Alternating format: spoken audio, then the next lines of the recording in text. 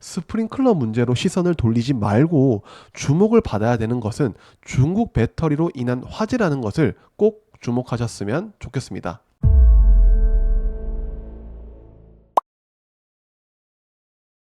안녕하세요, 대건남자입니다. 사진을 보면 굉장히 여유로운 그림이죠. 그래서 특히나 다음 주는 여유를 굉장히 가져야 되는 한 주가 될 것 같아서 사진을 가지고 와봤고 8월 셋째 주 일정 시작해 보도록 하겠습니다. 8월 셋째 주 첫날인 8월 12일 월요일 일정부터 들어가 보면 먼저 MSCI 분기 리뷰가 있습니다. 그리고 두 번째는 유대교 명절인 티샤 베아브 기간이고요. 이 일정에 따라서 이란이 보복할 가능성이 저는 높다고 생각을 합니다.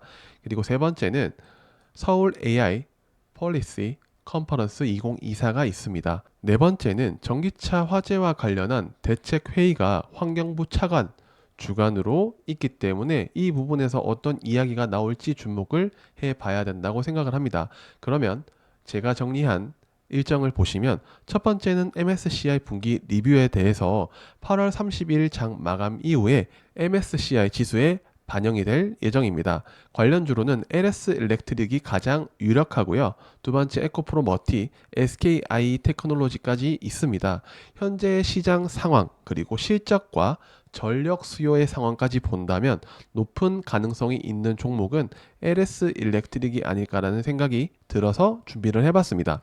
두 번째는 유대교 명절 티샤 베아브 기간에서 특히나 우리가 먼저 봐야 되는 관련주로는 흥구석유, 한국석유, 흥하해운, 대한해운, 빅텍, 하나에어로스페이스, LIG 넥스원 정도를 보시면 좋은데 특히나 이 일정은 유대교 지역에 있어서 상징적인 날입니다. 근데 만약에 이 날에 공격을 당한다면 역사적으로 아픔을 줄 수 있는 상황이기 때문에 이란이 과연 이런 부분을 놓칠까라는 생각을 해보면서 더해서 같은 날 팔레스타인 수반 러시아 방문 일정까지 있기 때문에 조금 전쟁, 해운, 석유와 관련된 이런 부분들이 주목을 받지 않을까라고 생각이 듭니다. 마지막으로 제가 처음에는 서울 AI 폴리시 컨퍼런스를 준비하려고 했는데 전기차 화재 환경부 차관 주간 대책 회의가 꽤 시장에서 주목을 받을 수 있을 거라고 생각을 해서 먼저 관련주로는 한중 NCS, 나노팀 정도만 보시면 된다고 생각을 합니다.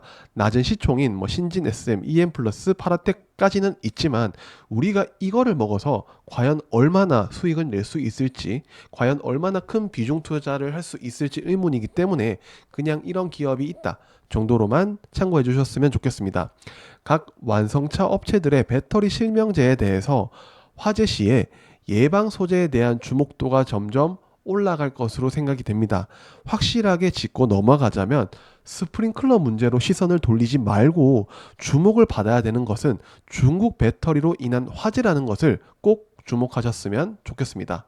8월 13일 화요일 일정으로 가보면 미국의 생산자 물가지수 7월의 소비자 인플레이션 기대치가 발표가 되고요. 두 번째는 구글이 온디바이스 AI 디바이스 기기인 스마트폰 픽셀 9을 출시할 예정입니다. 세 번째는 넷마블 모바일 RPG 신작인 7개의 대죄 키우기 출시가 있습니다.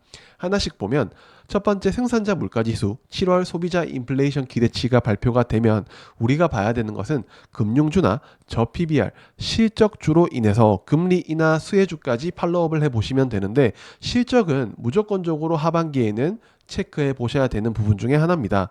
금리 인상에 대한 가능성은 이제는 없다고 생각을 합니다. 그래서 9월에 금리 인하를 할 예정인 부분에 대해서 걸림돌이 나오지 않는지만 체크를 하시면 됩니다.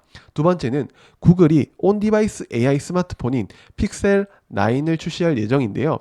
관련주로 먼저 리노공업, 제주반도체, 퀄리타스 반도체, 태성이 온디바이스 AI 관련주로 과거에 엮였기 때문에 이 부분을 체크해 보시면서 온디바이스 AI 시대가 우리가 느끼지 못하는 사이에 많은 기업들이 디바이스 기기를 출시하고 있는 상황이기 때문에 많은 분야에서 이 인공지능이 사용되는 만큼 추후에는 저는 온디바이스 기기로 모든 것이 컨트롤 될 가능성이 높다고 생각을 합니다. 그리고 세 번째는 넷마블이 모바일 RPG 신작인 7개의 대자 키우기 174개국에 출시가 될 예정으로 관련주로 먼저 보면 넷마블을 필두로 시프트업, 크래프톤, 넥슨 게임즈, W 게임즈는 이날의 실적 발표가 있기 때문에 같이 보시면 좋겠습니다. 실적으로 증명할 한 넷마블의 상황에서 모바일 RPG 신작 발표까지 한다면 차익 매물보다는 추가적인 상승에 대한 기대감으로 충분히 볼만한 기업이 아닐까라고 해서 준비를 해봤습니다. 8월 14일 수요일 일정으로 가보면 미국의 소비자 물가 지수 발표가 있는데 저는 별표 2개라고 생각이 되고, 두 번째는 K 디스플레이 2024가 14일부터 16일까지 코엑스에서 개최가 됩니다. 세 번째는 말복, 이렇게 세 가지 일정이 있는데, 첫 번째는 소비자 물가 지수 발표가 저는 굉장히 중요하다고 생각이 돼서 먼저 관련주로는 금융주나 저PBR, 실적주, 앞에 PPI 발표할 때 생산자 물가 지수 발표할 때와 비슷하게 보시면 되는데, 저는 생산자 물가 지수보다 소비자 물가 지수 CPI가 더 중요하게 생각하기 때문에 전날에는 현금 보유가 오히려 더 맞지 않을까라고 생각이 듭니다. 두 번째는 K 디스플레이 2024 한국 디스플레이 산업전이 코엑스에서 개최가 됩니다. 관련주로는 선익 시스템을 필두로 덕산테코피아, FNS테크, 세경하이테크, 워닝 머티리얼즈까지 체크를 해보시면서 애플에서 최근 점점 더 얇은 디스플레이에 대한 변화가 가져오는 상황으로 인해서 최근 애플과 한국 업체와의 비밀 계약 이야기가 나오면서 디스플레이 업종에 대한 관심도가 증가하고 있다고 생각이 돼서 준비를 해봤습니다. 세 번째는 말복인데요. 관련주로 교촌 F&B, 마니커 FNG, 할인까지 체크를 해보시는데, 항상 이런 말복, 초복, 중복 이런 일정들은 항상 세론이 나왔던 당일의 상황에 대해서 주목을 해보시면서 팔로우업을 해보셨으면 좋겠습니다. 8월 15일 목요일은 광복절입니다. 그래서 한국 증시는 휴장이고요. 미국에서는 각종 지표 발표가 있습니다.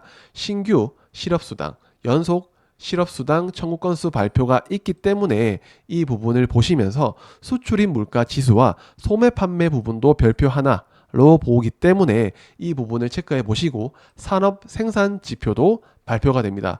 굉장히 많은 지표가 발표가 되기 때문에 13일, 14일에는 저는 현금을 조금 많이 들고 갈 예정입니다. 그래서 하나씩 보면 미국의 신규 실업수당 청구 건수, 수출입 물가 지수, 소매 판매, 산업 생산 지표가 발표가 있기 때문에 관련주로는 금융주, 저PBR, 실적주, 금리 인하 수혜주에 대한 팔로우업을 해보시는 게 좋고요. 이번 주는 미국 경기 지표에 따라서 강한 변동성이 나올 수 있기 때문에 각별히 주의해 보셨으면 좋겠습니다. 한국 시장은 휴장이고요. 모니터 앞에서 오전 9시에 기다리고 있기 없습니다. 8월 16일 금요일 일정으로 가보면 미국의 옵션 만기일이 저는 중요하다고 생각이 듭니다. 변동성에 대해서 꽤 중요한 일정이라고 생각이 되고, 두 번째로는 국회 의대 증원 청문회가 개최가 되고요.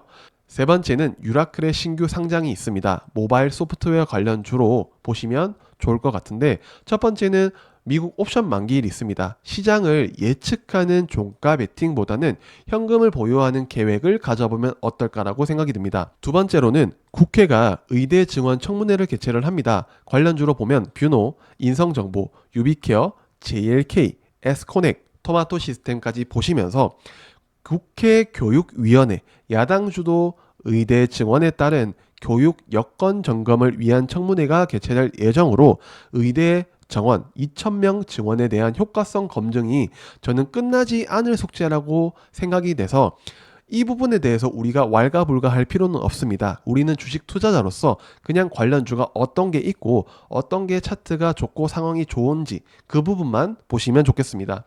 세 번째는 유라클의 신규 상장이 있는데 모바일 소프트웨어 관련주입니다. 신규 상장주에 대한 기대감이 많이 식은 상황과 더불어서 가장 중요한 유라클의 핵심은 저는 의무 보유 확약 비율이 0.55로 굉장히 낮다는 점, 이 부분을 해석해보면 받으면 보유하지 않고 다 매도할 거야 하는 심리의 가능성이 높다고 생각이 되고요.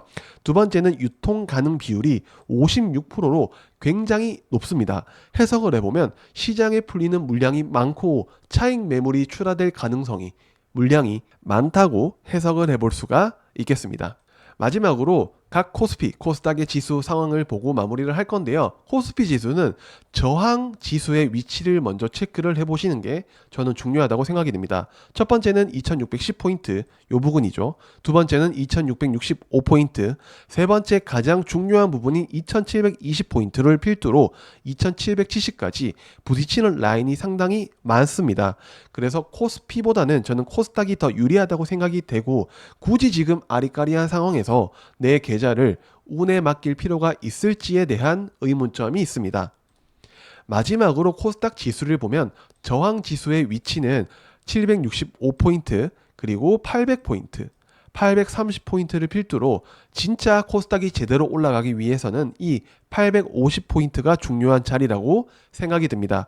저항의 자리가 굉장히 많고 쉽게 올라갈 가능성은 낮습니다. 요렇게 올라가겠죠.